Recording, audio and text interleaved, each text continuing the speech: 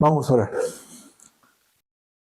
Padre y Dios, en el nombre de Jesucristo, nos acercamos a ti a esta hora, Señor, invocando ese nombre precioso que es sobre todo nombre, Cristo Jesús, para que al abrir tu palabra, Señor, sea tu Espíritu que nos guíe a toda verdad y que nos abra la mente y el entendimiento, Señor, para ir comprendiendo y entendiendo tu palabra. Y que eso, Señor, nos sirva de consuelo, pero de esperanza, de la esperanza que nosotros ansiadamente, Señor, estamos con una propensión de querer que esto suceda ya. El mundo está yendo cada vez peor, pero nosotros, como dice el apóstol Pedro, aguardamos la esperanza suprema de tu segunda venida. Padre, ayúdanos a estudiar este tópico que es importante y trascendental en la fe de nuestro evangelio cristiano. Es en Jesucristo que te damos las gracias. Amén. Amén. Bien, hay algo que todo cristiano, todo hijo de Dios, debe anhelar, debe desear, es que Cristo regrese. Y ese es el anhelo que yo creo que todo hijo de Dios debe anhelar y desear. ¿Por qué? Porque este mundo cada vez se está poniendo peor. Lo que se avecina a este mundo no es algo bueno, es peor, dice. Nuestro Señor Jesucristo, cuando le preguntaron, Él dijo que la maldad se multiplicará. Incluso esto afectará a los escogidos, dice, ¿no? Si Cristo no viene, dice que aún los escogidos serán arrastrados y llevados por el mal. Y nosotros vemos cómo el mal está acrecentándose grandemente y parece que vemos que el mal está ganando al bien, más bien, ¿no? Pero todo esto está bajo el control de Dios. Pero el anhelo supremo de todo hijo de Dios es que Cristo venga, establezca su reino y nos lleve a su presencia, a esa tierra nueva y ese cielo nuevo. Entonces, la escatología, en ese aspecto, nos da bastante luz sobre ese acontecimiento que nosotros esperamos. Quizás ocurre en nuestro tiempo, quizás no, pero es trascendente, trascendente. Pero aparte también de ser trascendente, es esperanzador. Pero aparte de ser esperanzador, también alimenta y hace crecer nuestra fe. Porque todo lo que la Biblia dice se está cumpliendo. Entonces debemos tener fe y confianza en que la Biblia es la palabra de Dios. Y que todo lo que ahí dice, pues está aconteciendo. Bien, lo primero entonces que vamos a ver es en la segunda venida de Cristo. La Biblia lo llama así. Es el regreso de gloria, poder de Cristo. Ustedes van a ver que siempre en la Biblia se va a repetir esto: gloria y poder, gloria y poder. ¿Por qué? Porque ya en la segunda venida de nuestro Señor Jesucristo, Él ya no va a venir como la primera vez, que fue un niño, creció, anduvo por las polvorientas calles de Jerusalén, con su túnica, sus sandalias, ¿no? Él ya no va a venir así ya. Por eso que cada vez que cuando la Biblia habla de la segunda venida de Cristo, siempre va a decir con gloria y poder, gloria y poder, gloria y poder. Porque Él ya viene como un rey a establecer su reino. Ya viene también como un juez a juzgar a las naciones. Ya Él viene con todas las características de un soberano rey que va a poner fin al dominio del mal aquí en la tierra. Por eso siempre van a encontrar ustedes gloria y poder. Gloria y poder. ¿Sí, hermano? La gloria hace referencia a lo que Él ya es como un Dios. La gloria es como cuando Él recibe la glorificación. De ahí viene la palabra gloria.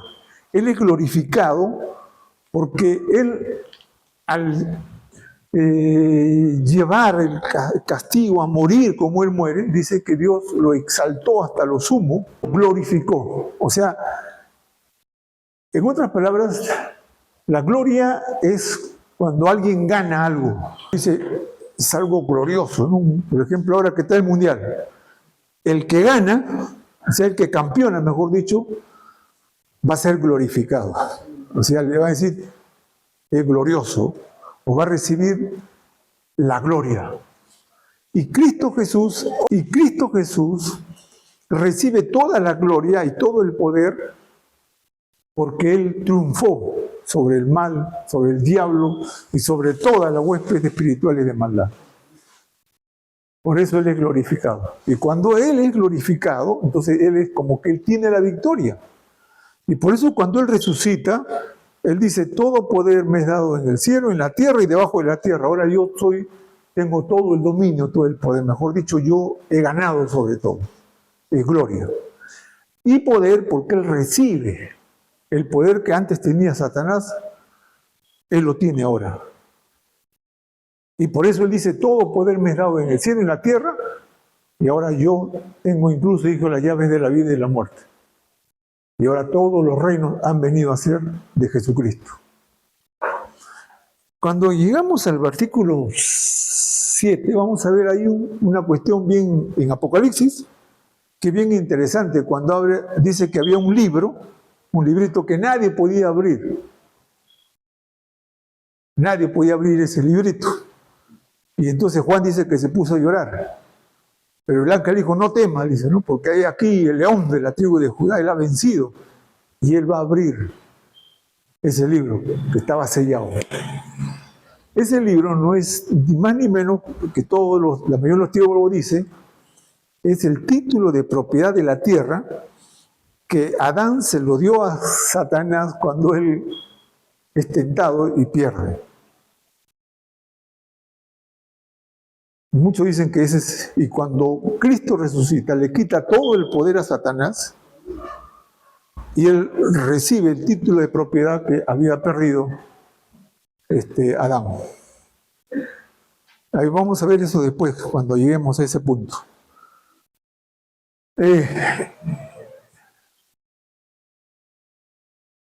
A ver, vamos a ver, muy bien, tu pregunta está buena. Vamos a Filipenses, capítulo 2.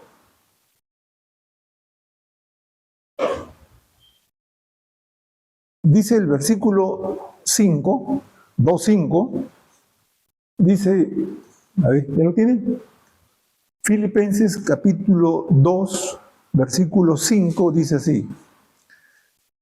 Haya pues en vosotros este sentir que también hubo en Cristo Jesús, el cual siendo en forma de Dios, no escatimó a ser igual a Dios como cosa que aferrarse, sino que se despojó a sí mismo, tomando forma de siervo, hecho semejante a los hombres, y estando en la condición de hombre, y aquí viene la gloria, y estando en la condición de hombre, se humilló a sí mismo, haciendo obediente hasta la muerte y muerte de cruz.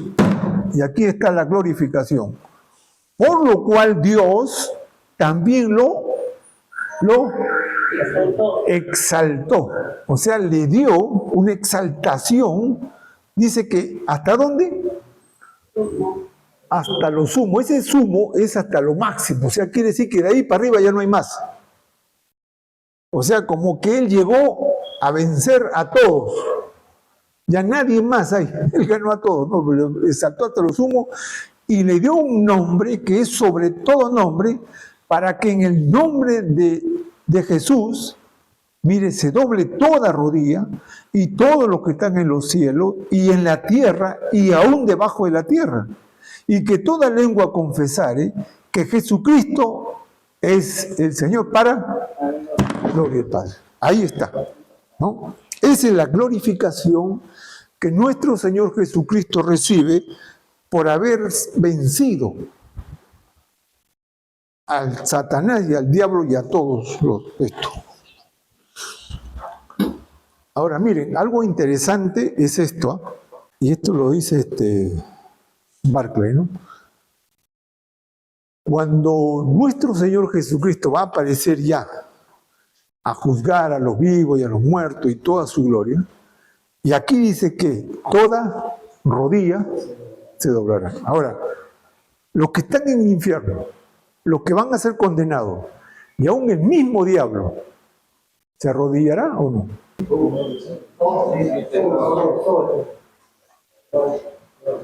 El mismo diablo, con todo su poder, se va a tener que arrodillar y humillar ante nuestro Señor Jesucristo.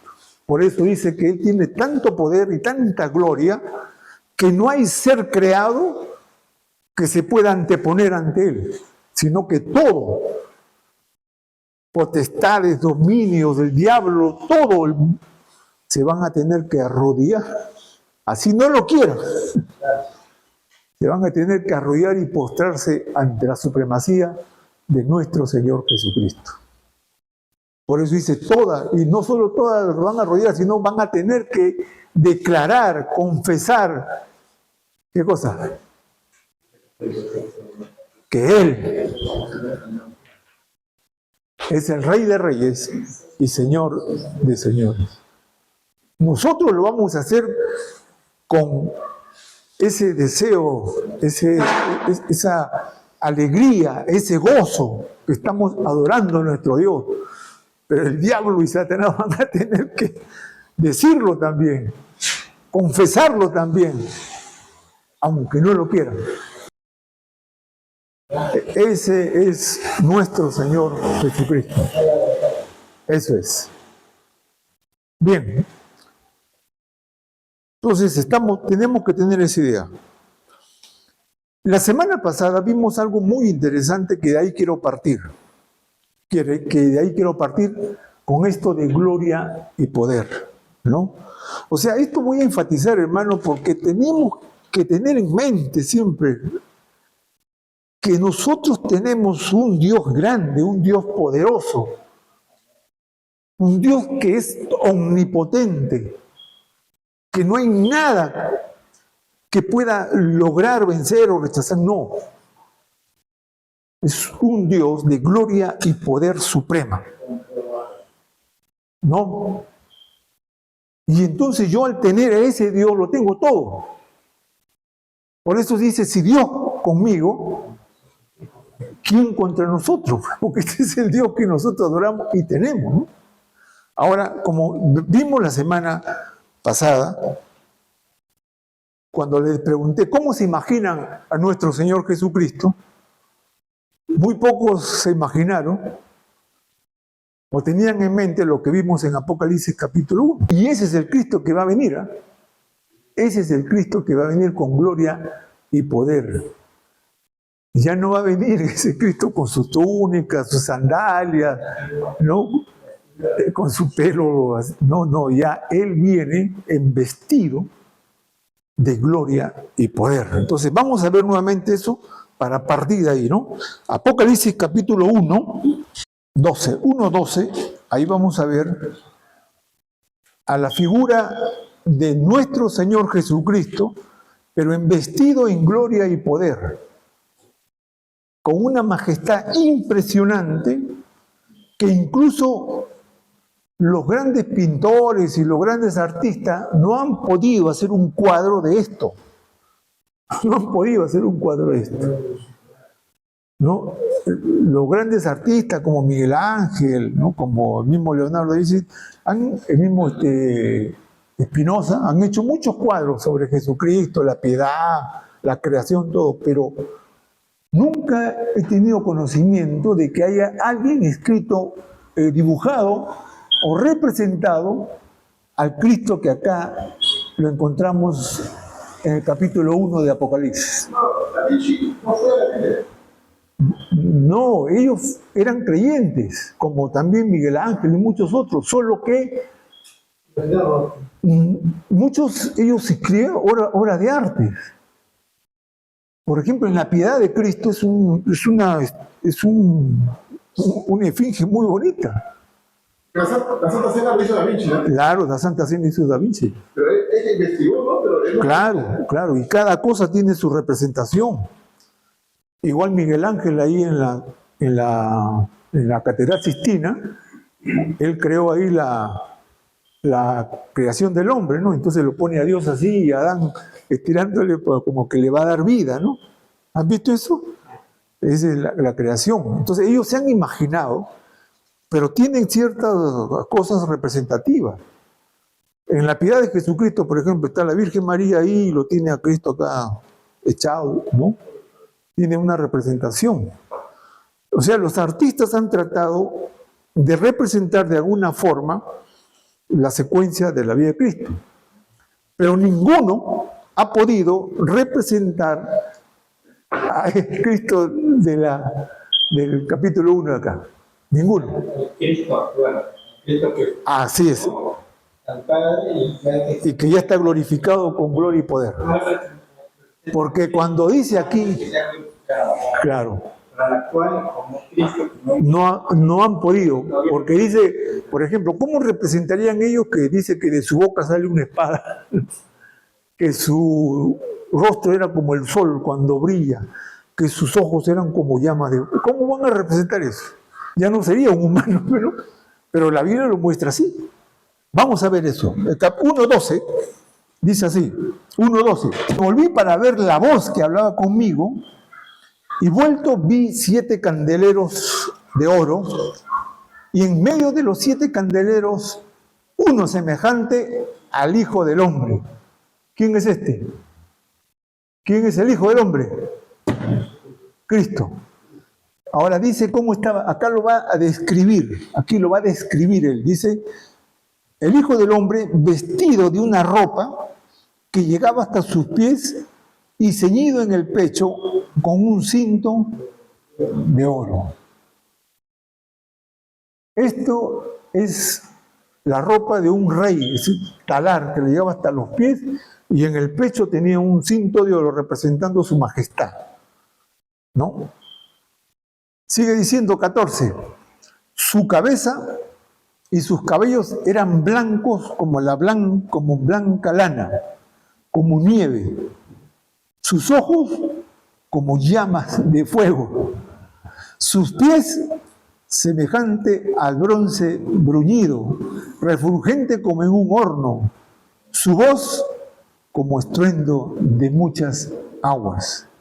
Tenía a su diestra 7 estrellas y de su boca salía una espada aguda de 2 filos. Su rostro era cuando el sol resplandece en su máxima fuerza. A ver, ¿quién puede ver a este? Cuando lo vi, dice Juan, caí como muerto a sus pies. Y él puso su diestra sobre mí diciendo, no temas, yo soy el primero y el último, el que vivo y estuve muerto, mas he aquí ahora vivo por los siglos de los siglos. Amén. Ese es el Cristo de gloria y poder. Ese es el Cristo. Y ese es el Cristo que va a venir. Ese es el Cristo que va a venir acá a juzgar a todas las naciones. Y que toda lengua y todo principado, un mismo diablo va a tener que arrodillarse ahí y declarar que Cristo es el Señor y Rey. ¿Cuánto más nosotros, no? Ahora, mire cómo Él se va a manifestar ahora. Vamos a Apocalipsis 19. Apocalipsis 19. Este va a ser ya su manifestación en su segunda venida. 19:11. Ustedes van a ver la similitud ahora entre este Cristo que hemos visto y el Cristo que viene. ¿Bien? ¿Ya lo tienen? Dice así, entonces vi en el cielo abierto y he aquí un caballo blanco y el que lo montaba se llamaba Fiel y Verdadero y con justicia juzga y pelea. Y acá viene a describir, no, otra vez lo describe, ¿eh? Sus ojos eran como llamas de fuego y había en su cabeza muchas diademas, o sea, quiere decir una corona, ¿no? En su cabeza muchas diademas y tenía un nombre escrito que ninguno conocía sino él mismo. Ese es el nombre de Dios, que es irreproducible. 13. Estaba vestido de una ropa teñida en sangre, y su nombre es el Verbo de Dios. Y los ejércitos celestiales, vestidos de lino finísimo, blanco y limpio, le seguían en caballo blanco. O sea, viene con un ejército. Y de su boca sale una espada aguda para herir con ella a las naciones. Y él la regirá con vara de hierro, y él pisará el lagar del vino del fulgor de la ira de Dios Todopoderoso. Y en su vestidura y en su muslo tenía escrito este nombre: Rey de Reyes y Señor de Señores. Amén. Aquí Cristo está viniendo con gloria y poder, ya en su segunda venida, a destruir el imperio del mal, a agarrar al diablo y meterlo ahí, ¿no? Y a reinar, como dice ahí, con justicia. Esta es la segunda venida de Cristo. Esto es lo que estamos esperando. Y este suceso, no sé en qué día, en qué momento, pero lo ansiamos y debemos desearlo. Esto será apoteósico y maravilloso. Este es el Cristo. Ahora bien, ¿alguna pregunta ahí? Bueno, Dios siempre presenta de esa forma al hombre. ¿Cómo? En el Nuevo Testamento también cuando representa a Moisés, hay una parte de la Biblia donde dice que Moisés tiene que estar claro, para que no lo vean. Es que es imposible ver, o sea, el hombre humano en esta condición no puede ver a Dios. Para que pueda uno ver a Dios, como dice la Biblia, tiene que ser transformado, tiene que ser glorificado también, ¿no? Porque en esta condición de un cuerpo pecador, carnal, es imposible ver a Dios. Por eso la Biblia dice, carne y sangre no pueden heredar el reino de los cielos. Tiene que haber una transformación. Y esa transformación va a ser cuando este cuerpo ya va a ser un cuerpo inmortal, un cuerpo incorruptible.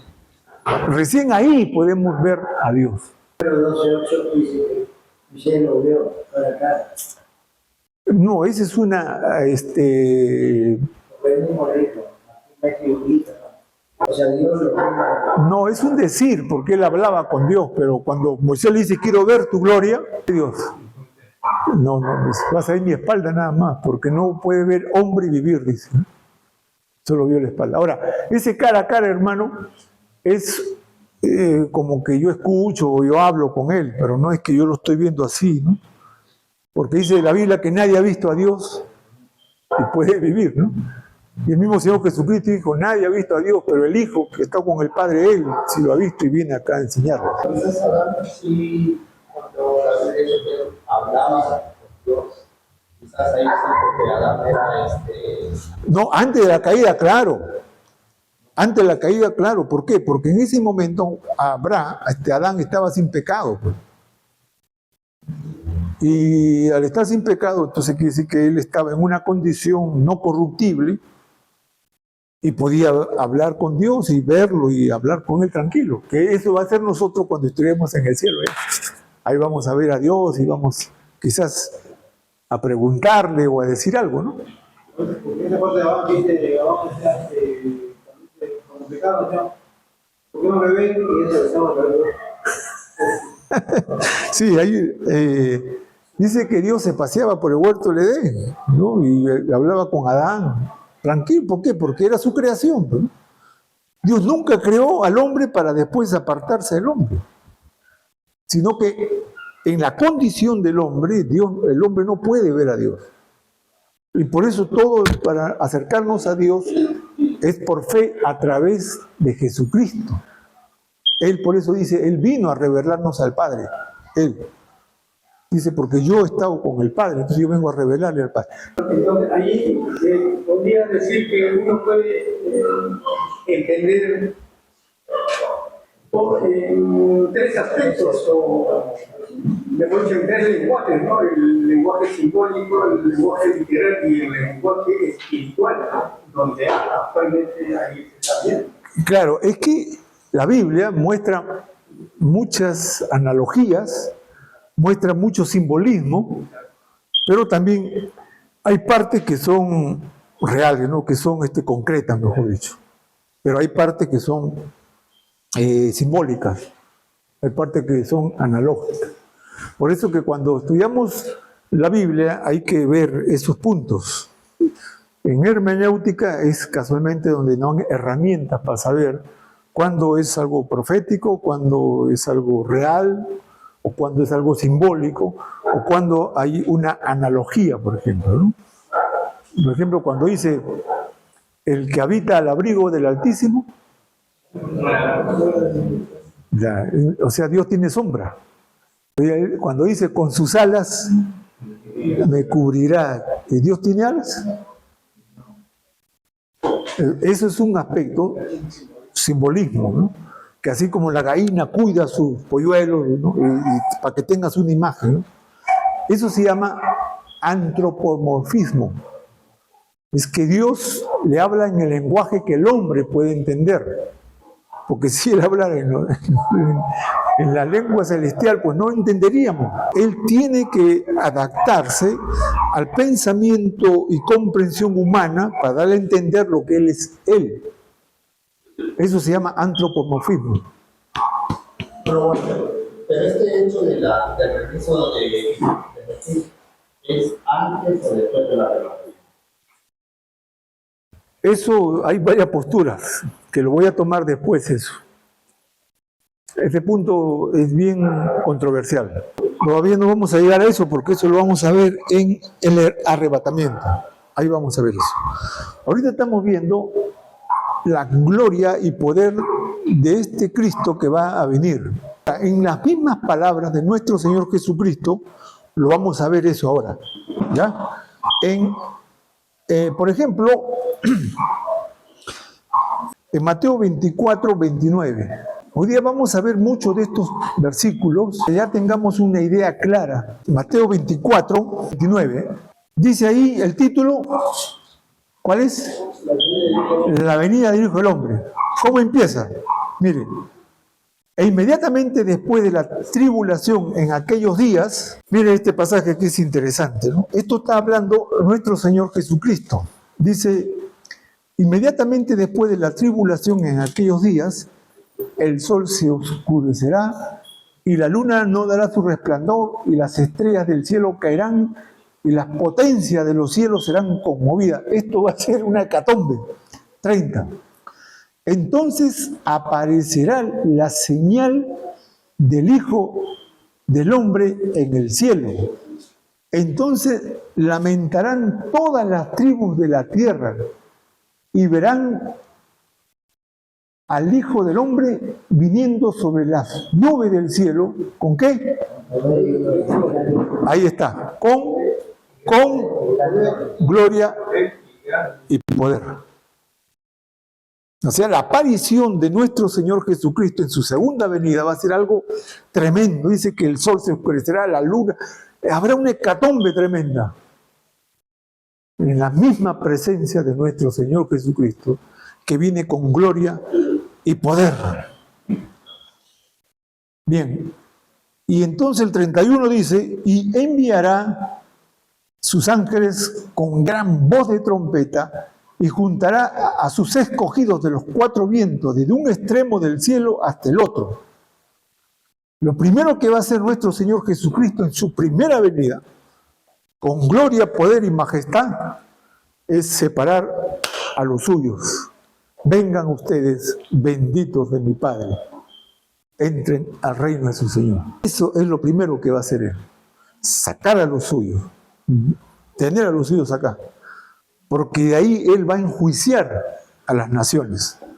Ahora, vamos a seguir leyendo ahora.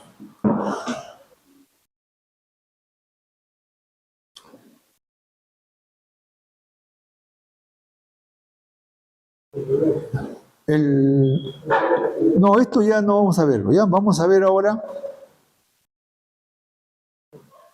25, 31. 25, 31. Esa va a ser la segunda parte. Después que él haya ya recogido lo suyo. ¿Qué dice el título? El juicio de las naciones. Ahora dime lo que dice. Cuando el Hijo del Hombre venga en su gloria, ahí está otra vez, en su gloria, y todos los santos ángeles con él, entonces se sentará ¿en dónde? En su trono de gloria. Y serán reunidas delante de él todas las naciones, y apartará los unos de los otros, como aparta el pastor las ovejas de los cabritos, y pondrá a su derecha las ovejas a su derecha y los cabritos a la izquierda. Aquí él viene como tiene esto de acá, gloria y poder, entonces él es un juez. Él es juez. Porque tiene toda la investidura de Dios, pero a la vez también tiene el poder. Entonces él aquí ya se constituye en un juez. Entonces comienza a reunir a las naciones y a juzgar a todos. El juez de todas las naciones. Bien, sigamos entonces. Ahora vamos a ver otro pasaje interesante que está en Lucas 21. Lucas capítulo 21. 21-25. Dice así. ¿Era el título? La venida del Hijo del Hombre. Dice, entonces habrá señales en el sol, en la luna, en las estrellas, y en la tierra angustia de la gente confundida a causa del bramido del mar y de las olas. Este va a ser cuando venga. 26. Desfalleciendo los hombres por el temor y la expectación de las cosas que sobrevendrán en la tierra, porque las potencias de los cielos serán conmovidas. Entonces verán al Hijo del Hombre que vendrá en una nube, ¿con qué? Con poder, otra vez, con poder y gloria, con poder y gloria. No nos olvidemos eso. ¿Quién es en este momento nuestro Señor Jesucristo? Vendrán con poder y gloria. Cuando estas cosas comiencen a suceder, erguíos y levantad vuestras cabezas, porque vuestra redención está cerca. Para nosotros es una gran alegría y un gozo. Para el mundo incrédulo, para el mundo pecador, para la gente que no quiso aceptar la bondad de Dios, va a ser turbación, angustia y condenación. En cambio, para nosotros, dicen nosotros, alentados, alegrémonos porque ya llegó el momento que esta maldad del diablo ya todo se acabe y nosotros entremos a la gloria con él. ¿Qué les parece? Eso es lo que estamos esperando. Y eso es lo que todos debemos anhelar, hermano. Acá dice algo de la tierra. Sí, esos son los acontecimientos. Eso vamos a entrar después, ya un ratito, ahorita entramos a las señales, ¿no? ¿Qué señales habrá? Yo ahorita estoy viendo nada más esto, el regreso con gloria y poder de Cristo. Vamos a otro pasaje ahorita, Marcos capítulo 13. Ahora, estos son palabras del mismo Señor Jesucristo, ¿eh? Esto no lo está diciendo Pablo, ni Pedro, ni Juan, no. Palabras del mismo Señor Jesucristo. Marcos 13, 24, vamos a leer. Marcos 13, del 24 hacia adelante. ¿Cuál es el título? La venida del Hijo del Hombre, otra vez. Bien. Pero en aquellos días, dice, después de aquella tribulación, o sea, ya cuando el anticristo se esté acabando su poder, Después de aquella tribulación, el sol se oscurecerá y la luna no dará más su resplandor, y las estrellas caerán del cielo, y sus potencias que estaban en los cielos serán conmovidas. Entonces verán al Hijo del Hombre que vendrá en las nubes con gran poder y gloria. Entonces enviará a sus ángeles y juntará a sus escogidos de los extremos del viento, desde el extremo de la tierra hasta el extremo del cielo. Otra vez aquí, o sea, los tres evangelios, tanto Mateo, tanto Lucas como Juan, describen este acontecimiento como un suceso importante, como un suceso glorioso para nosotros los que creemos en Cristo. Es un hecho incontrovertible. No hay forma de refutar esto. Que Cristo viene con gloria y poder es una verdad incontrovertida. Que Él viene por segunda vez, ni lo dudemos, hermano, porque Él mismo lo dijo: yo vendré con gloria y poder. Eso es la venida de nuestro Señor Jesucristo. Ahora bien, vamos a entrar a un aspecto ya un poco más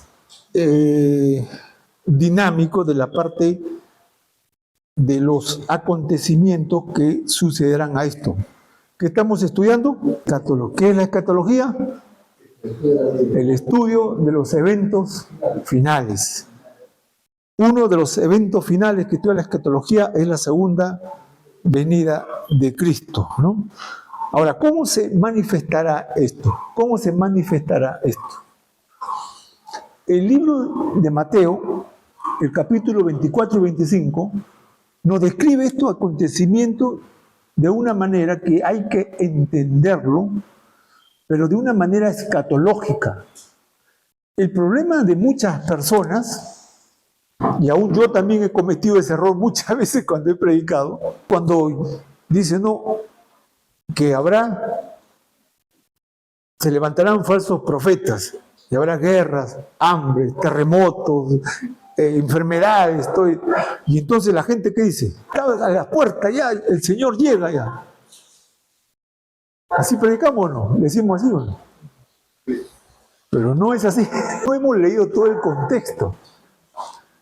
Y la pregunta exacta que Él les hace, cómo nuestro Señor Jesucristo le va respondiendo en un orden tan didáctico, mejor dicho, tan didáctico, que eso es la parte que no lo comprendemos nosotros. Y eso lo voy ahorita a decir a ustedes. Esto enseñan solo en los seminarios, hermano, ustedes se lo van a llevar gratis. Tenemos, cuando leemos la Biblia, no lo leamos así, o como algo, un acontecimiento que estamos leyendo, por ejemplo, el libro de Julio Verne, ¿no? O como una novela que viene la secuencia. No. Hay cosas históricas, sí, en la Biblia que se puede leer así. Pero cuando entremos al aspecto profético, no podemos hacer eso. Porque vamos a obviar muchas cosas que después, más abajo, no vamos a entenderlo. Y eso es el cuidado que hay que tener cuando nosotros leamos algo que tiene que ver con profecías, y más aún todavía cuando es escatología. Miren ustedes esto que a mí me puso mucho a pensar, pero dije, gracias Señor, porque cuántas veces he cometido este error también yo de predicar eso, ¿no? Sobre todo cuando estamos enseñando. Vamos a Mateo 24. Vamos a leerlo dentro de su contexto, ¿ya?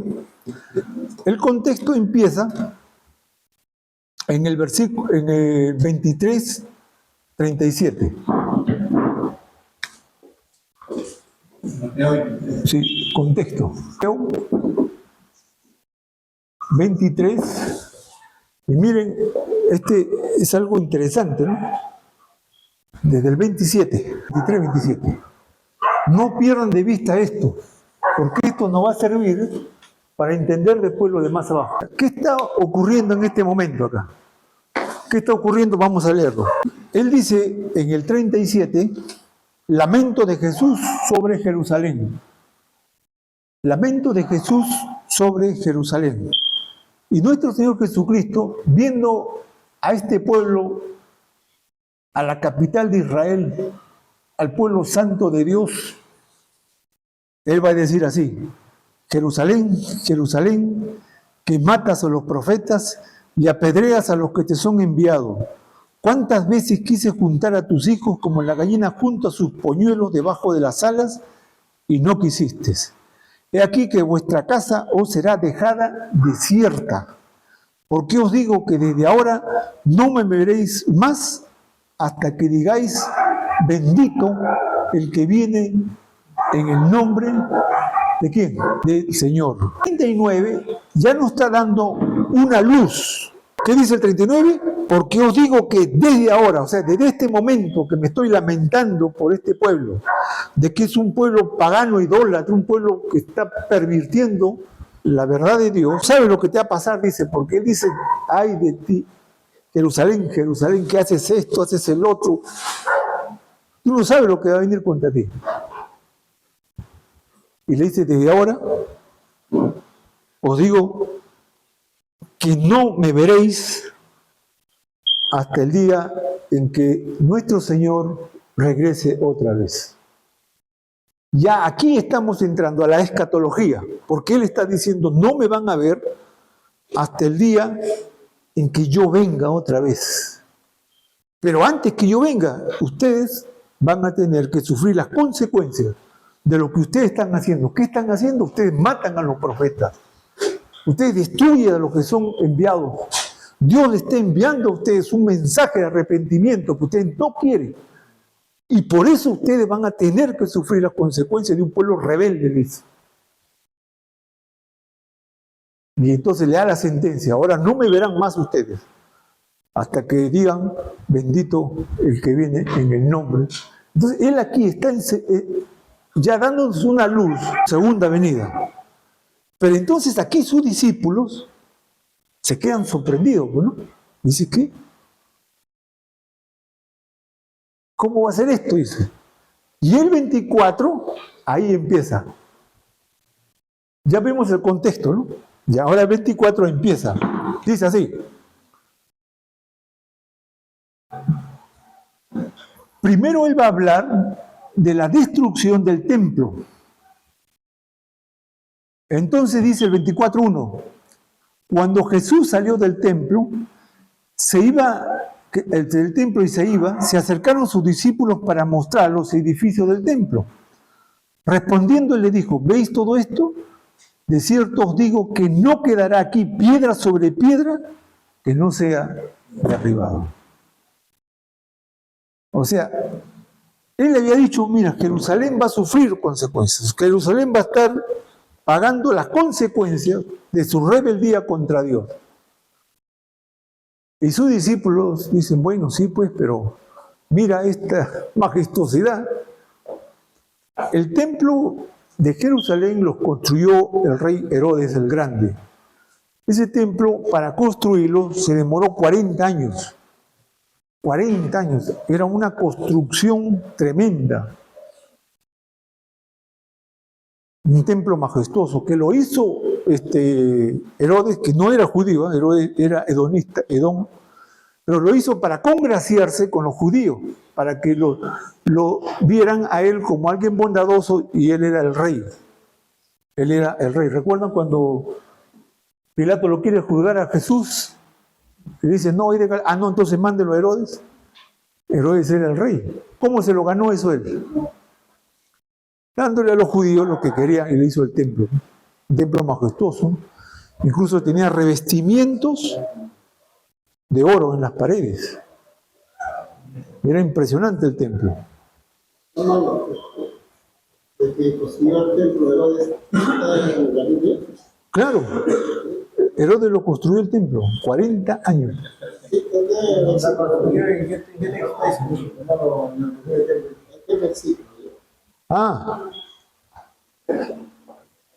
Vamos a ver. Bueno, directamente no hay. Ustedes saben que desde Malaquías hasta Mateo Porque el último libro de la Biblia, ¿cuál es? Del Antiguo Testamento, Malaquías. Y el primer libro del Nuevo Testamento, Mateo. Ese silencio,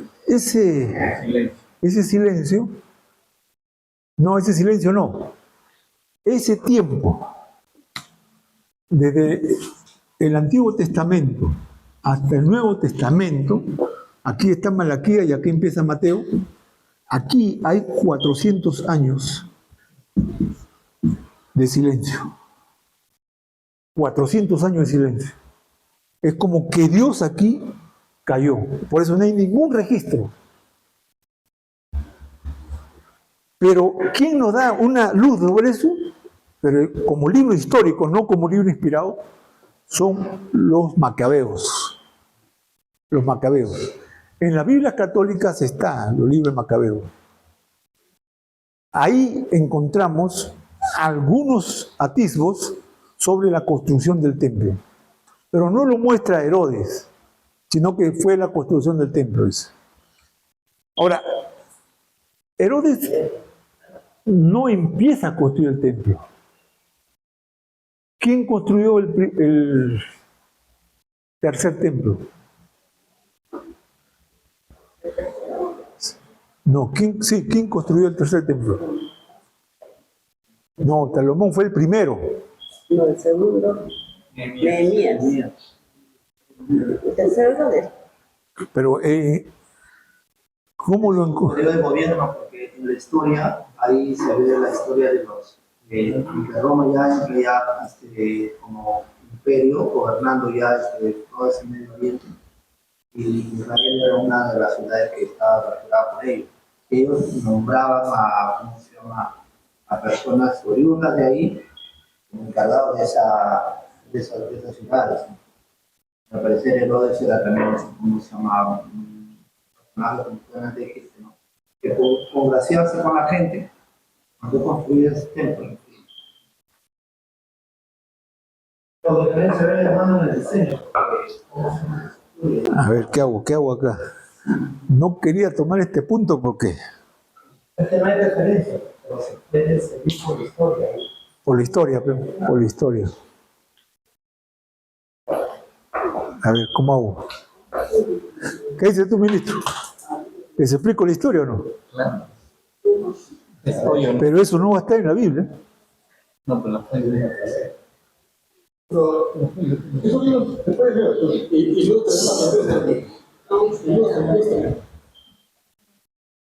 Ya. Vamos a hacer pero...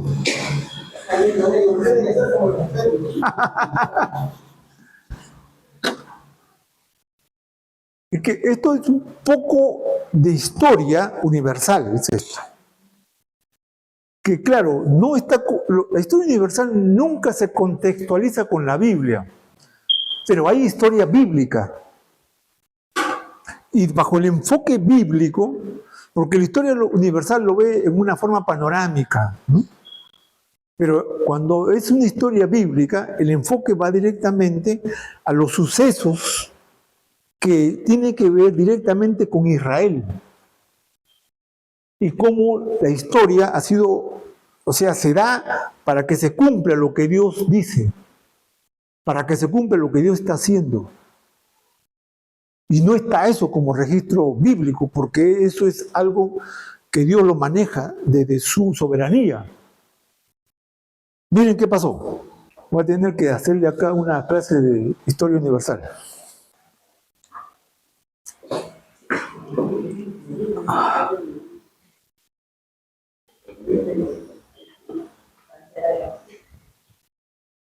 Más o menos. Ustedes saben que Italia, que es donde está Roma, es como una bota. Acá está Roma. Entonces, cuando les pregunten qué país tiene una forma de bota, es Italia o Roma. Porque ¿dónde está Roma? ¿Dentro? No. ¿Dónde está Roma, el papado? ¿El Vaticano dónde está? Está en Roma. Pues. ¿Y Roma dónde está? En Italia. O sea, es un país dentro de otro país. Recuerden eso. No es un país, Roma es un país dentro de otro país, que es el Vaticano. El Vaticano, ¿no?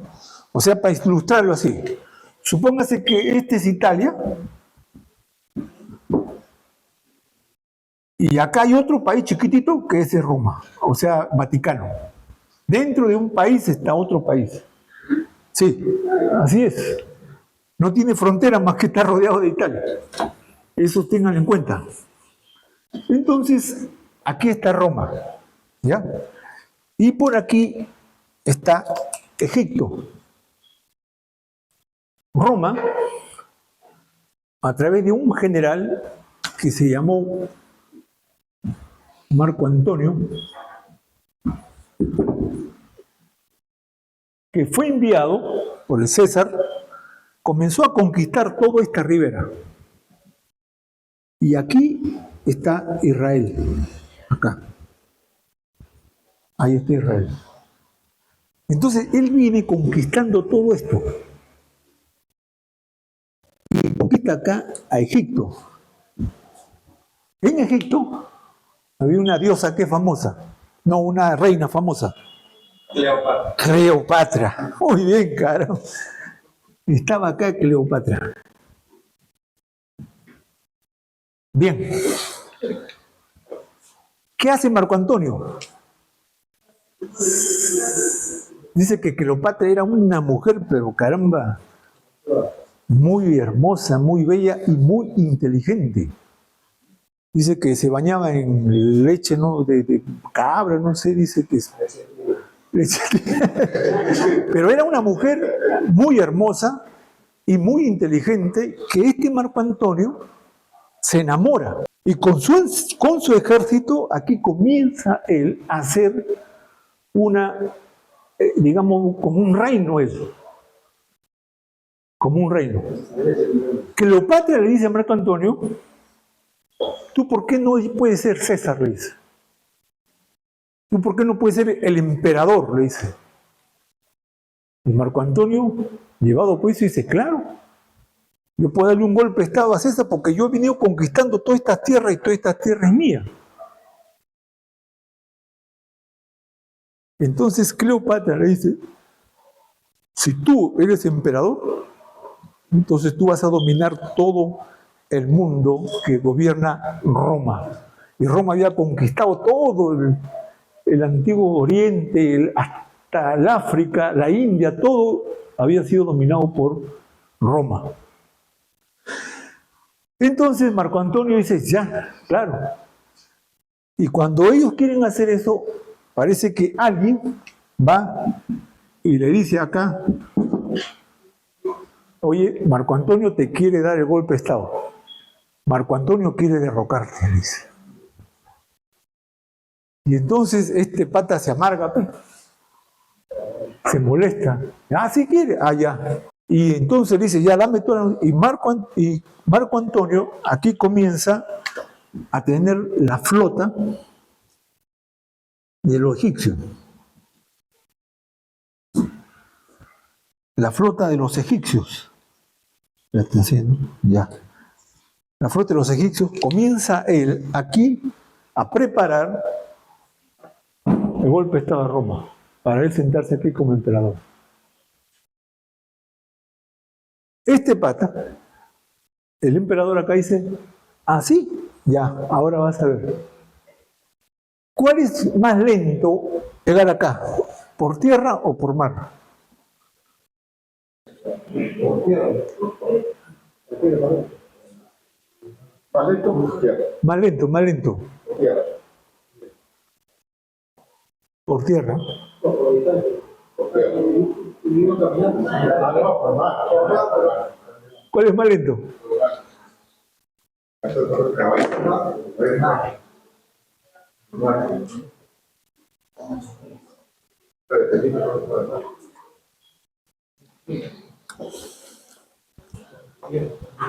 ¿Cuál es más lento? ¿Por tierra o por mar? ¿Por qué no más lento? En esos tiempos de tierra debe ser porque ahí no había mucha tecnología. Mueve más directo.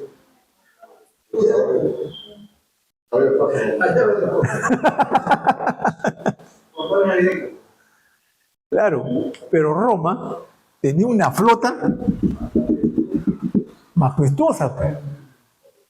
Entonces, ¿qué hace este pata? Dice, mejor lo voy a atacar por los dos frentes. Entonces, manda por acá un ejército y acá manda la flota. Y Roma también lo espera acá. ¿Ya? Pero Roma tenía un problema, que estaba muy lejos para llegar acá. Estaba muy lejos para llegar acá. Acá sí lo podía parar, pero acá estaba muy lejos, en cambio este está más cerca. Entonces él iba a avanzar todo esto y por este frente le podía ganar.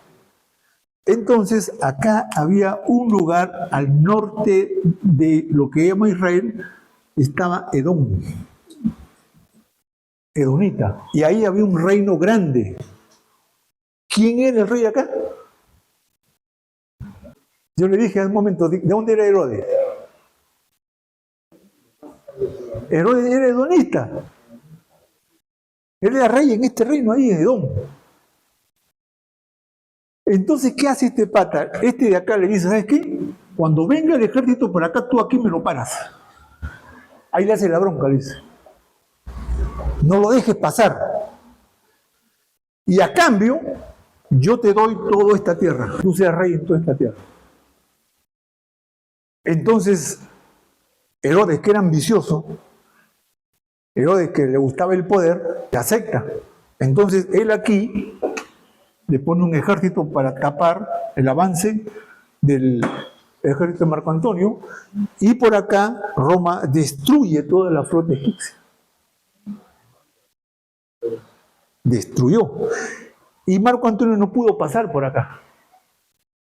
Y ahí Herodes le hace la bronca y lo para y lo frena, hasta que cuando ya destruida la flota egipcia, entonces los romanos llegan a este lado y destruye totalmente al ejército de egipcio y el ejército de Marco Antonio, y toman todo ese lugar. Así Marco Antonio fue vencido, pero por este padre. Entonces ya cuando se instaura el reino romano acá, entonces va Herodes y le dice, bueno, cumple tu palabra ahora. Y le da toda esta región. Y dentro de esta región estaba Israel. Estaba Israel. Por eso que en Israel habían 3 partidos políticos. Y uno de ellos era los herodianos, ¿se acuerdan? Cuando se juntan, ¿no dicen? ¿Se juntan quiénes?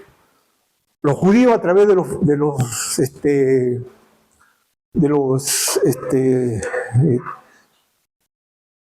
que eran sacerdotes. Los judíos tenían un partido político, que eran los fariseos. El otro partido político eran los saduceos. Y el otro partido político que tenía representación y dominio eran los herodianos, que estaban a cargo de Herodes. Y decía Herodes el Grande. Y tenía un ejército tremendo. ¿Recuerdan ustedes cuando nace nuestro Señor Jesucristo y vienen los Reyes Magos y le preguntan a Herodes? Herodes dice, ¿qué hacen acá ustedes? Dice, bueno, nosotros hemos seguido las señales porque sabemos que van a ser el rey de los judíos, le dice.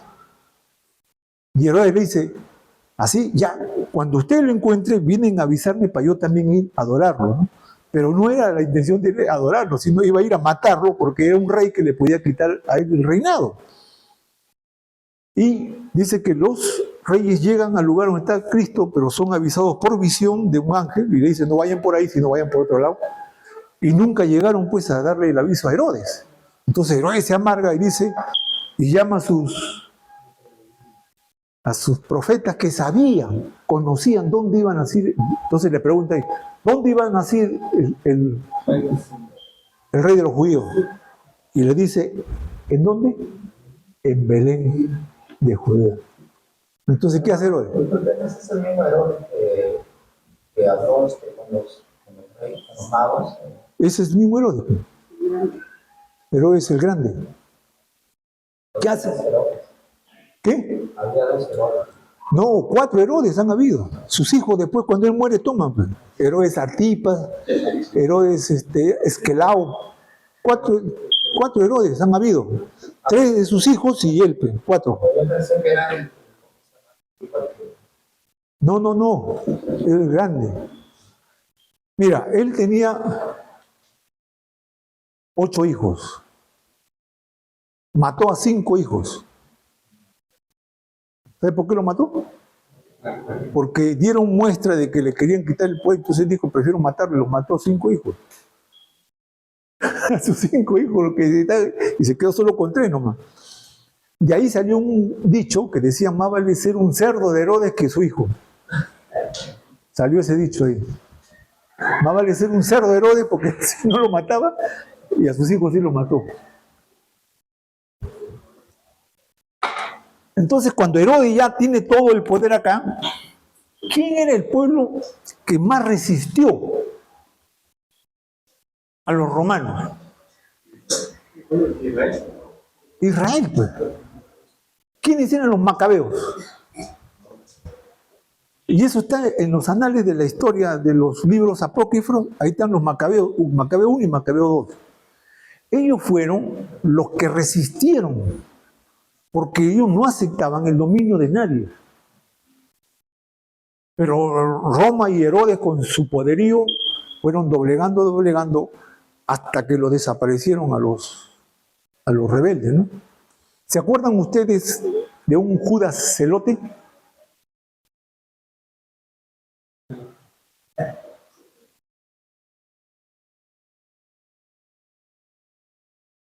¿Se acuerdan o no se acuerdan ustedes? Está en la Biblia eso. Hermano, algunos, Era terruco, ahí está, era terruco, ve. hermano, algunos dicen que Pedro también era simpatizante de esa. Muchos eran simpatizantes porque todos querían liberarse del yugo romano. Por eso que le tenían bronca a los que cubrían, a los que cobraban impuestos. ¿Por qué? Porque ellos le cobraban impuestos para darle a Roma, pues. Y eran los publicanos, que ese era Mateo, pues. Ese era Saqueo también, publicano, que cobraban esto.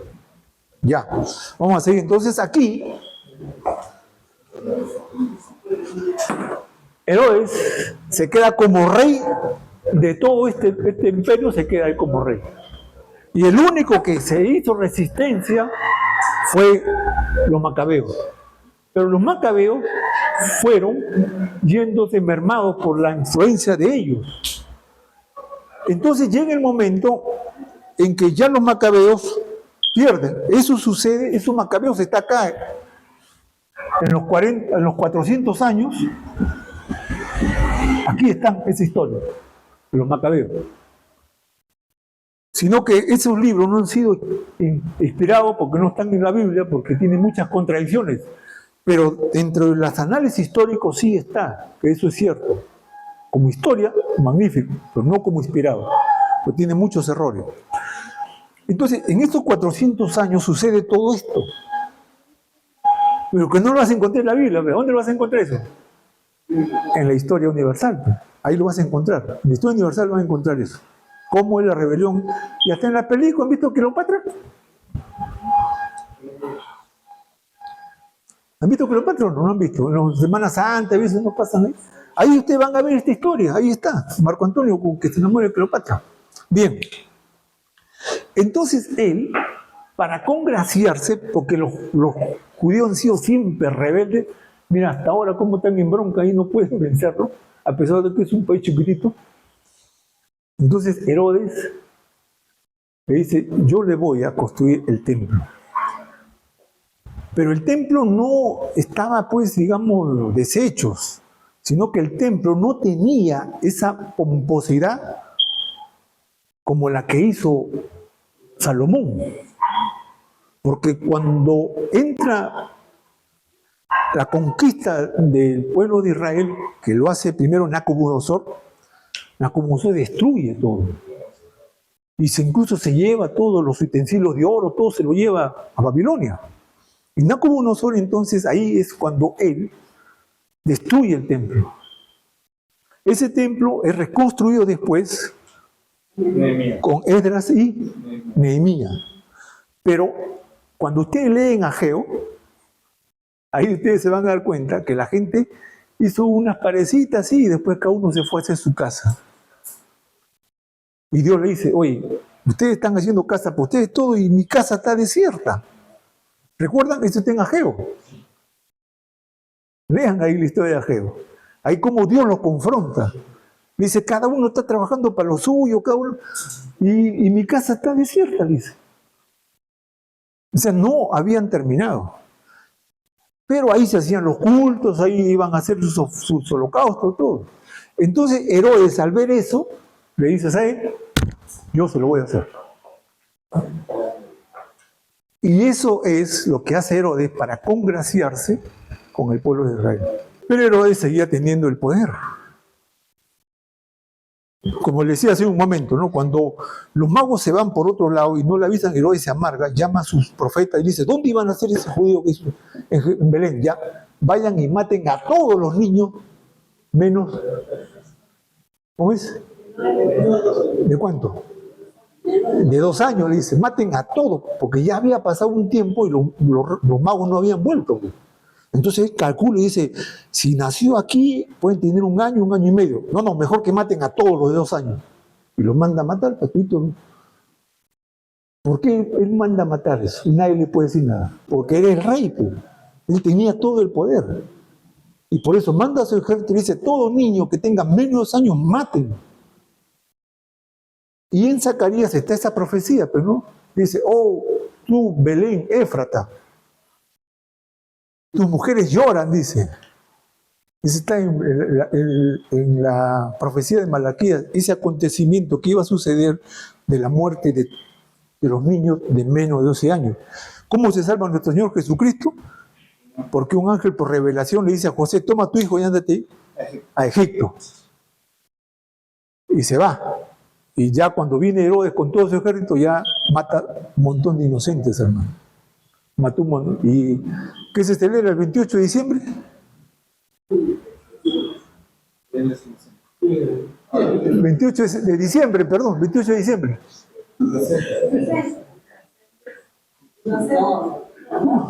Pero los muertos no.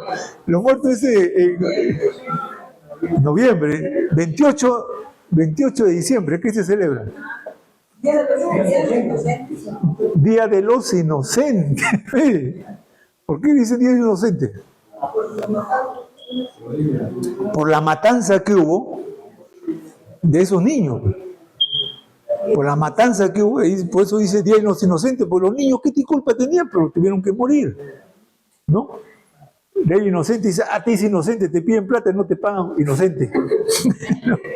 Y de ahí es el día, no sé, pero en la verdad esa no es la fecha, pero ya pero, por tradición católica siguen eso, ¿no? Pero ese es el día de los inocentes. ¿Por qué? Porque Herodes tenía todo el poder y tenía su ejército y él por eso mandó a matar a todos los niños menos de 12 años. Ese era Herodes. ¿Cómo se congració con los judíos? Haciéndole el templo. Un templo majestuoso que duró 40 años para hacer. Ese templo, ese es el templo que le están diciendo acá a Jesús. Vamos a volver al texto. Antes de pasar, Sí. Herodes es el mismo que venció al ejército de Marco Antonio. Claro, que le hizo el paro a Marco Antonio. Ya, ahora, haber construido el templo es antes de que vengan los reyes magos o después que vengan. No, ya después, ya pe. Después que viene. Claro, cuando antes que los venza Marco Antonio, Herodes solo era rey de Edom nada más, no de toda esta región, no de toda esta región. Acá en esta región había, ¿te acuerdas cuando nuestro Señor Jesucristo empieza su ministerio? ¿Dónde le empieza su ministerio? ¿Cómo le decían a él cuando apareció? Jesús de Nazaret. ¿Por qué él nació en Nazaret? No. ¿Y por qué le decían Nazareno entonces? Porque ahí creció. ¿Por qué? Porque sucede esto, ¿no? El ángel le dice a José, oye, salte de aquí porque Herodes va a venir y mata a todos los niños. Entonces, chapa José a María y al niño y se van a Egipto. Empieza la matanza acá. Después de un tiempo, muere Herodes. Y ahí el ángel le dice a José, oye, ya regresa. Y cuando regresa, ¿a dónde se instala?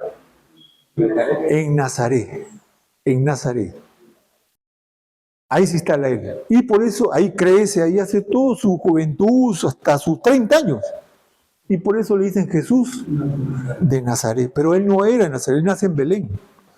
Pero como él se crió y todo, entonces por eso le dicen Jesús de Nazaret. Pero había de Nazaret, estaba Capernaum, estaba Tiro, Sidón, estaba Decápolis. Esa palabra Decápolis. ¿Ah?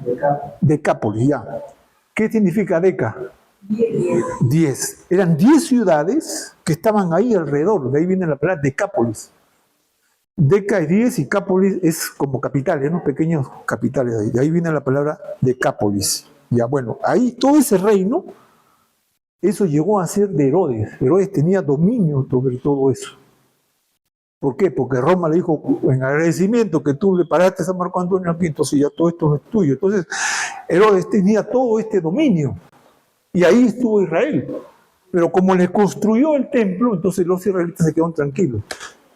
Porque lo que más le importa al pueblo de Israel es su fe. Es su religión. Eso es lo que más. Tú puedes meterte con todo, pero te metes con su religión.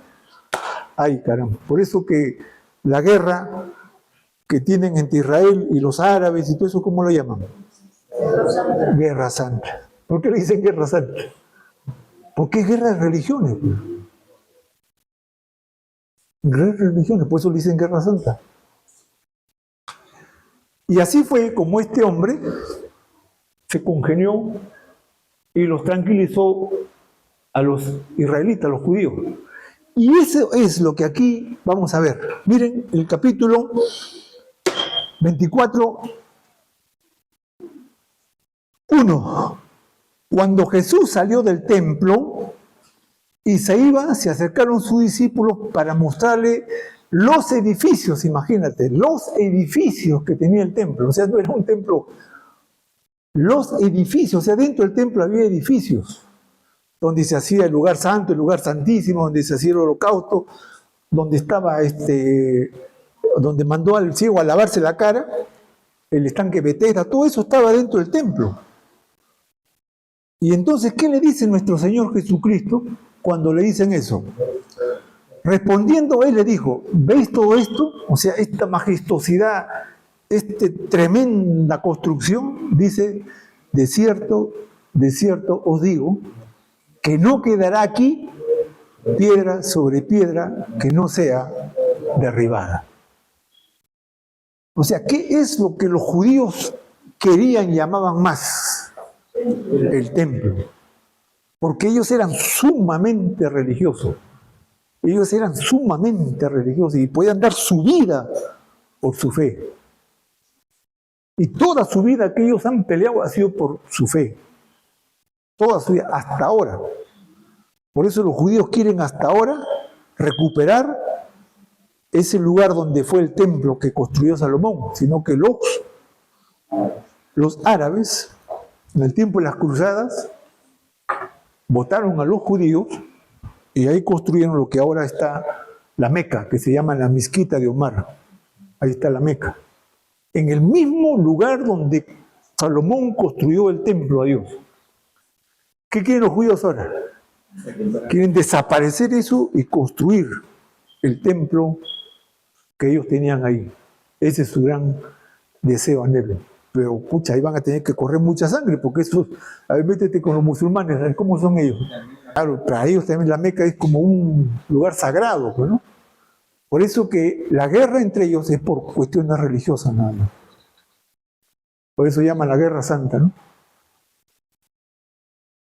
Y aquí entonces le dicen, mira, Señor, toda esta majestuosidad, este templo tan grande, ¿quién puede tener esto, caramba? ¿Qué religión tiene esto?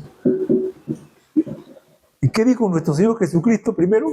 Jerusalén, Jerusalén, que matas a los profetas, que matas a los que te son enviados. ¿Cuántas veces dice, quise juntarte pero tú no hiciste caso? Y ahora vas a sufrir las consecuencias de haberte apartado de Dios, de haberte rebelado contra Dios. Y aquí entonces, donde Él le va a decir, donde sus discípulos entonces se quedan así, que esto que ha sido escrito en 40 años se va a destruir, no va a quedar nada. Y ahí viene la pregunta que ahorita vamos a desglosar sobre la escatología. El versículo 3 del capítulo 24.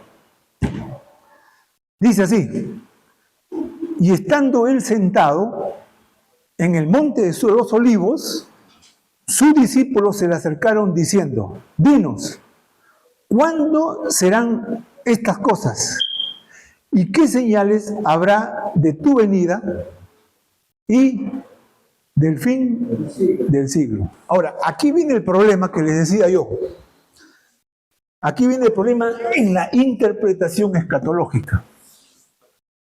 Miren, aquí hay 3 preguntas que parece para nosotros fuera una sola. ¿Cuál es lo primero que le dice? Estas cosas. ¿Ah? Estas cosas en el tiempo. No. La primera pregunta que le hace. ¿Cuándo será que ¿Cuándo sucederán? La palabra es así. Sucederán estas cosas. Ya. La segunda pregunta, ¿cuál es? ¿Ah? ¿Qué señales? La tercera pregunta. ¿Ah? Y el fin del siglo. Esta palabra siglo también se puede decir como tiempo. ¿Cuándo será? Bueno, en Lucas está más claro, porque en Lucas dice, sí, ¿cuándo será el fin de los tiempos? Entonces son 3 preguntas aquí. El problema es que muchos de nosotros lo tomemos en una y comenzamos a leer lo demás. Y ahora, nuestro Señor Jesucristo es bien específico cuando responde estas preguntas. Por eso es que hay muchos que meten la pata, que cuando dice, aquí hay guerra, acá estamos pasando hambre, aquí está, ya se acerca Cristo, dice. Ya estamos a la puerta, dice. No, es que no están especificando las preguntas en el transcurso del tiempo.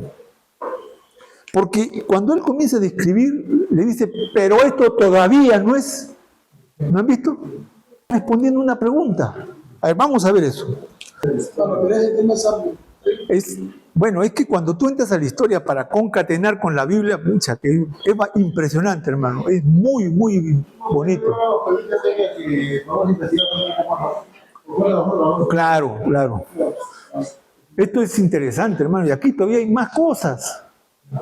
Cómo Roma después llegó a influenciar, cómo se hace, por ejemplo, Egipto, cómo toma lo que es ahora y todo eso, ¿no? Es interesante todo esto.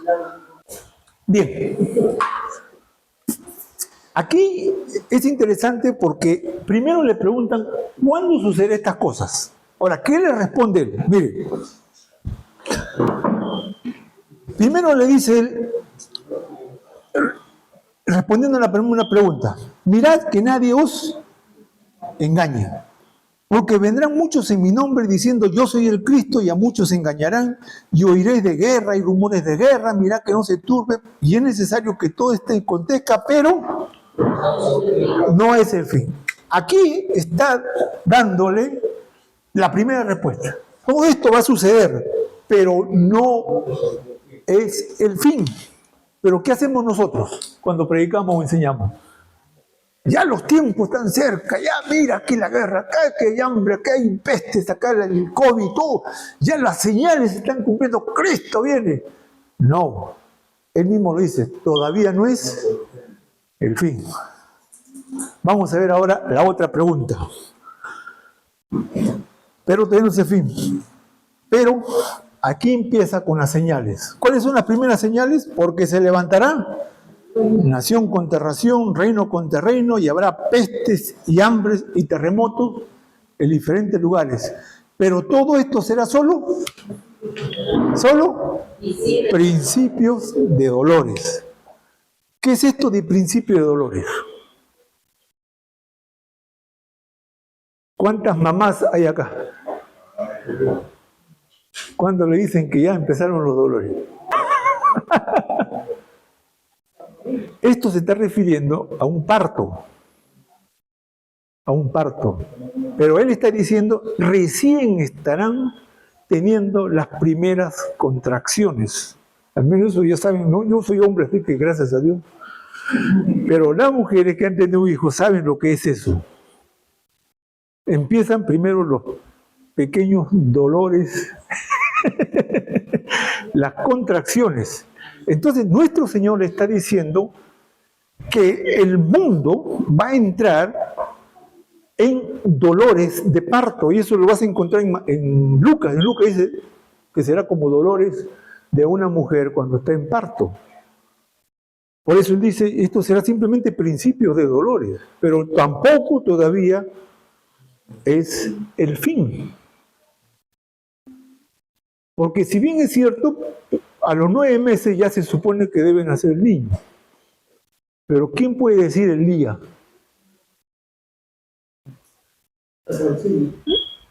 Algunos son 7 mesinos, otros 8 meses, otros 9, a otro hay que sacarlo porque no quieren salir, ¿no? Pero nadie puede decir el día. Pero las mujeres, yo sé que dolores, dentro de la escala de dolor, eso yo lo he estudiado hoy con un médico, el dolor de parto es el segundo dolor que es más fuerte. El primer dolor dice que es cuando te meten el taladro a la muela. Ese es el dolor más fuerte. Y el segundo... Claro, pero es que antes era así, pues. Ahora ya no, porque ahora también creo que a la mujer le ponen no sé qué para que ya no sienta dolor también para el parto.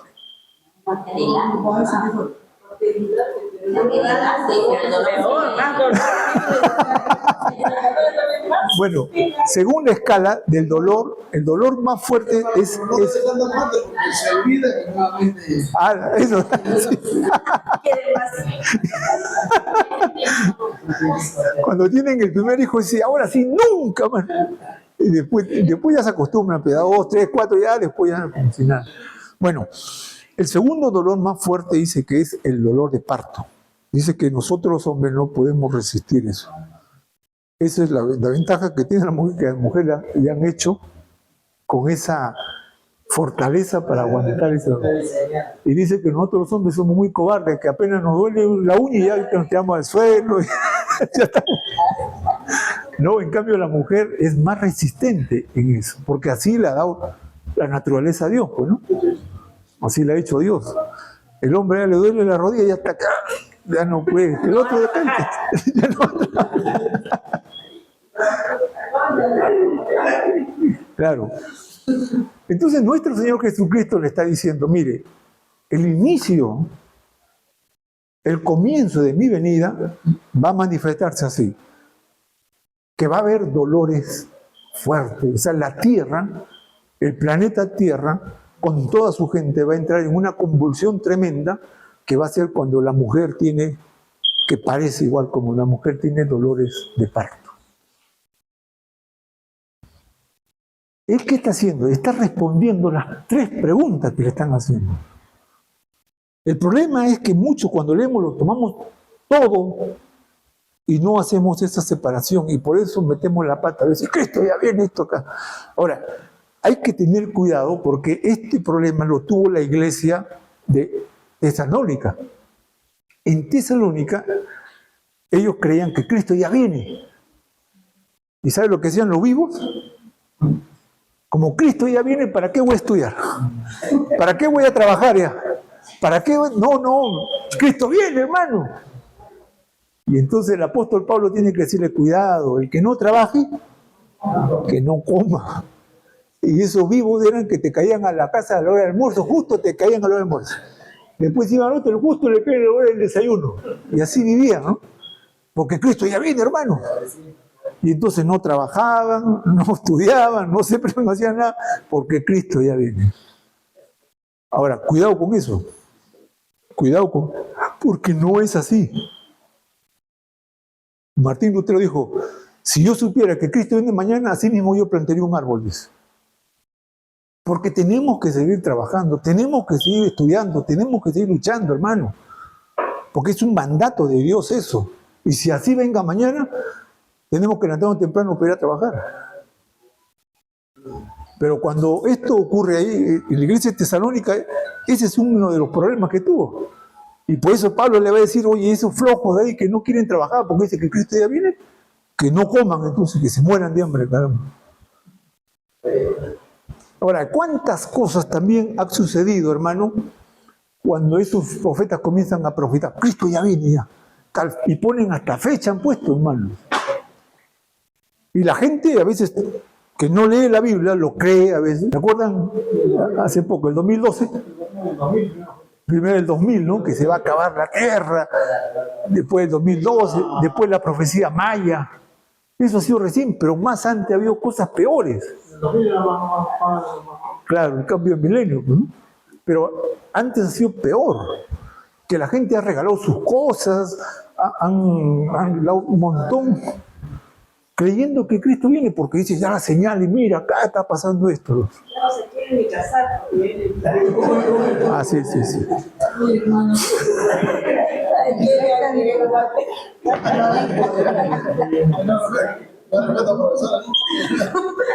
Te voy a jalar, ¿eh?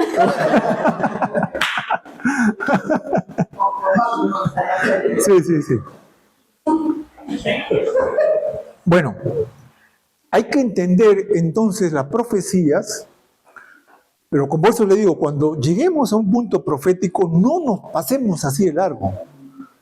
Plantémonos ahí y especifiquemos realmente bien.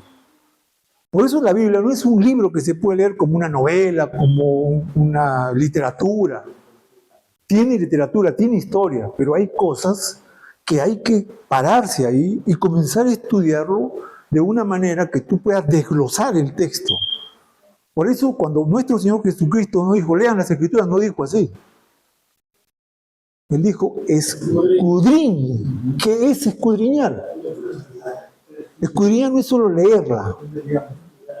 Escudriñar es lo que hace la gallina cuando comienza a escarbar para encontrar.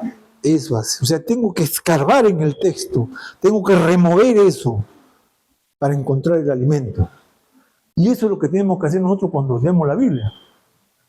Gracias a Dios que ustedes están acá, hermano. Están aprendiendo. Esto no se van a aprender ustedes en una predicación o en un... Esto se aprende aquí en una enseñanza. Ustedes pueden preguntar, podemos interactuar. Porque esto, ¿qué lo va a hacer? Usted tendrá que ir al colegio. ¿No? Ahora, ¿cuándo será el fin del siglo? Le dicen a él. ¿Cuándo es esto? Vamos a seguir acá.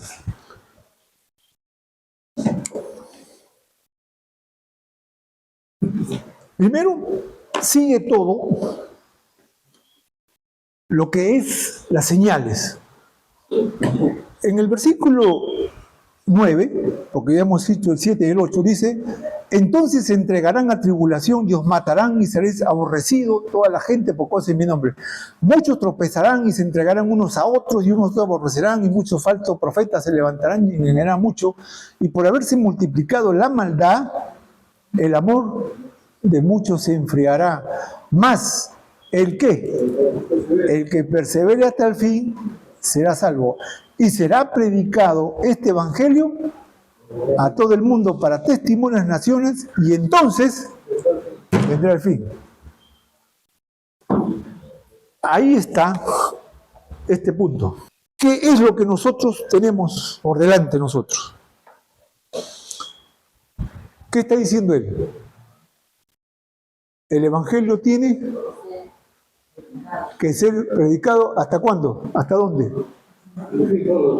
A todo el mundo, y entonces vendrá el fin. ¿Ustedes han escuchado hablar de la ventana 440? no de José Luis Rodríguez, no, ¿cómo se llama el cantante? Juan Luis Guerra y la 440, no es. La ventana 440. Ese es el lugar que es impermeable, no entra ahí el Evangelio. Imposible ahí, matan, lo queman, lo degollan. ¿Por qué le dice la ventana 440? ¿No han escuchado ustedes hablar eso? Juan Luis Guerra de la 440. Hermano, son esos países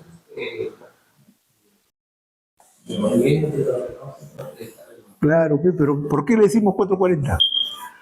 Y hay una misión que se llama 440. Una misión que es europea. Es una misión europea que se llama Misión 440, que tiene que ver con todo lo que es esos países. Vamos a ver si me sale esto.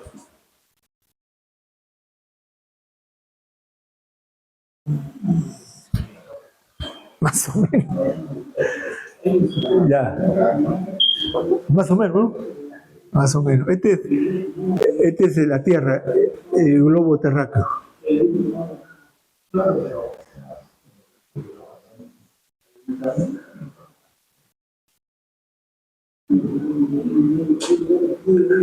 Ahí está. Ecuador, ¿qué cosa lo llaman al Ecuador? La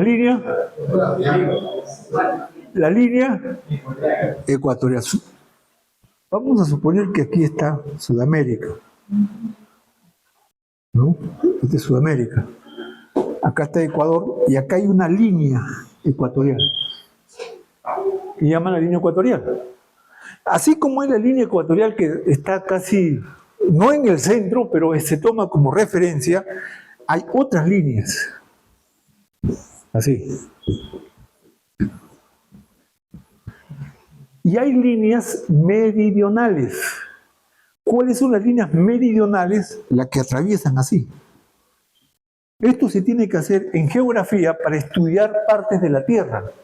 Cuando quieren identificar, oye, ¿qué lugar es? Entonces le dan el lugar exacto para que ellos sepan, según cómo está dividida la Tierra, el lugar donde está pasando un acontecimiento.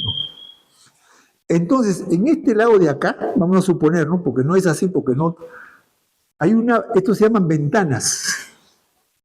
¿En inglés cómo se llama? Window. Acá hay una ventana.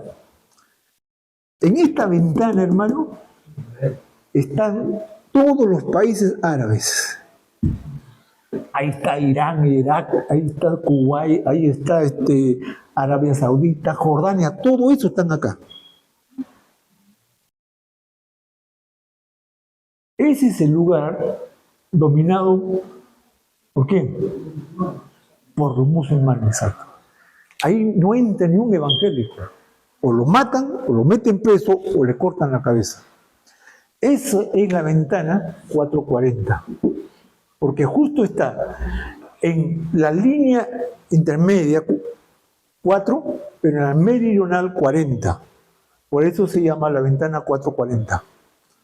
Ese es el lugar donde todavía el evangelio no puede entrar, ni de contrabando, porque, por ejemplo, en Marruecos, cuando yo estaba estudiando en Alianza, me dijeron que habían enviado misioneros allá.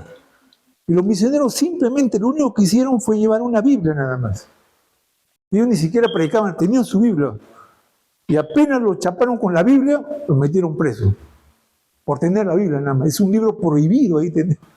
No puedes tener una Biblia. ¿Ah? Marruecos es un país musulmán. Pues. No creen en Alá. Entonces ellos simplemente por tener una Biblia lo agarraron y los metieron presos. A través de las embajadas diplomáticas estaban haciendo los procesos para sacarlo, pero ya llevaban un año y no podían salir todavía. Un año estaban presos. Simplemente por el hecho de tener una Biblia nada más. Ni siquiera empezaron a predicar o a repartir volantes, no. Simplemente por el hecho de tener una Biblia nada más. Imagínate. Esos son los países 440.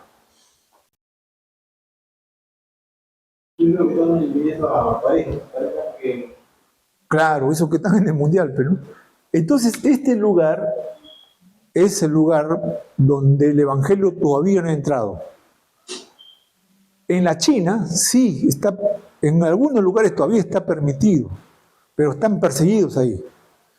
Y en la India también, aunque todo el universo pues, de todos esos países son musulmanes o en la India son hinduistas, todo, pero hay un porcentaje de cristianos que todavía están ahí haciendo la obra. ¿Recuerda dónde hizo la misión la Madre Teresa? ¿De dónde era? De Calcuta. ¿Dónde queda Calcuta? En la India. ¿Cómo entró ella ahí? ¿Cómo la dejaron entrar ella ahí? Por una misión de las Hermanas de la Caridad, donde ayudaban a la gente enferma, a la gente pobre, a la gente que tenía. Ese lugar era un lugar donde todavía existía la lepra. En ese lugar todavía existía la lepra. Y la Madre Teresa de Calcuta fue ahí, puso un convento y ahí ella recogía a toda esa gente que la botaban o despreciaban y ahí lo daba de comer, los alimentaba todo, hasta que se mueran porque no había forma de curar eso. Y por eso es que la hermana Teresa de Calcuta se hizo famosa, porque comenzaron a recibir ayuda del extranjero para poder solventar los gastos que tenía ella con esos enfermos, esos del tío y todas esas cosas. Y por eso, lo dejaron entrar por eso a ella en Calcuta, que es una de las ciudades más pobres que hay en la India, ¿no? Pero predicaba el evangelio sobre los enfermos, pues no le dejaban salir que predique afuera. Ese es el lugares donde el evangelio no entra todavía. Pues es muy difícil, hermano. Pero, ¿qué dijo acá nuestro Señor Jesucristo? Y el evangelio será predicado a todas las naciones. Muy bien, ahí lo dejamos. ¿Hay alguna pregunta?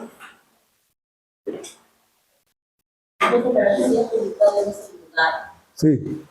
Tienen que pasar muchas cosas, morir muchas personas para que lleguen ahí, ¿no? Claro, muchas personas. Va a haber mucha matanza. Y ya está viendo, no solo que va a haber. Hay muchos que han muerto. O tener que, bueno, le predico, o ser derrotados ellos, que vengan otro país y... Pero lo malo de ellos, lo malo, ¿sabes qué? Mira, ellos han migrado a Francia, Alemania, todo. ¿Y sabes qué han hecho? Han hecho su mezquita ahí. El gobierno nos ha permitido. Y por eso es que España ahorita tiene un problema serio. Porque hay mucha migración de los musulmanes. Claro. En Sudamérica, acá en Sudamérica, los únicos países que han aceptado la mezquita es Argentina, que hay una en San Lorenzo y una en Colombia, que no sé en qué lugar está, pero son los únicos países donde han aceptado que haya mezquita. En otros países no han aceptado. Ni aún Estados Unidos les ha permitido que pongan una mezquita ahí. Porque van a evangelizar, pues. Claro, y está peligroso. España tiene ese problema, ¿sabes por qué? Francia también. Pues. ¿Qué has escuchado? Incluso también que han venido. Han venido unas personas que han venido, dice. Sí, ellos están haciendo su labor misionera más que nosotros. Los que hay también acá, vienen de aquí, para poderles... Claro, eso es lo que te iba a decir de España. En España hay un problema tremendo, porque el español promedio tiene solo un hijo. Un hijo nomás, porque la gente ahí quiere divertirse, ¿para qué va a tener muchos hijos? Dice, la mujer dice, me voy a esclavizar con los hijos, así que tienen un hijo a lo mucho.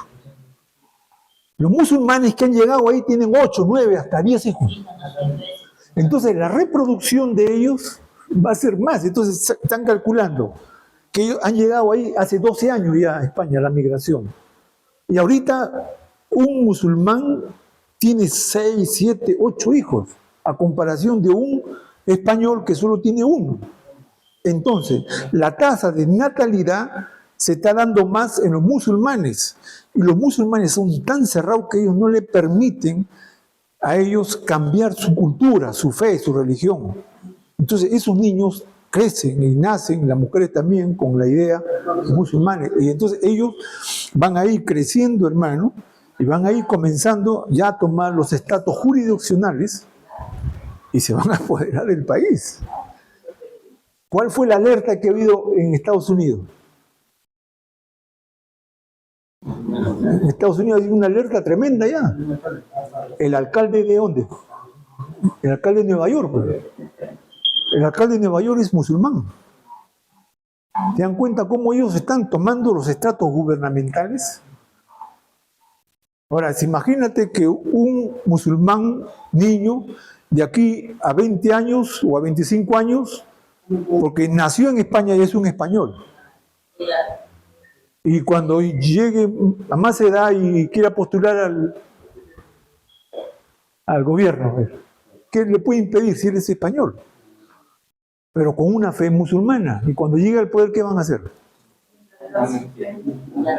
Hermano, lo peor de todo es que ellos tienen un plan De conquista. De conquista del mundo, sí. Ellos tienen ese plan.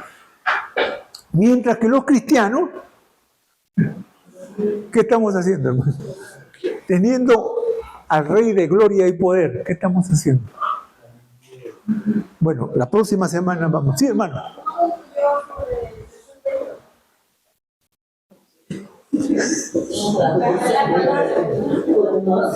Continuará. Sí, está bien.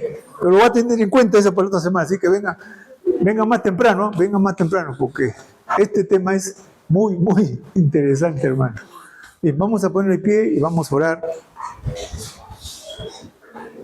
Vamos a orar.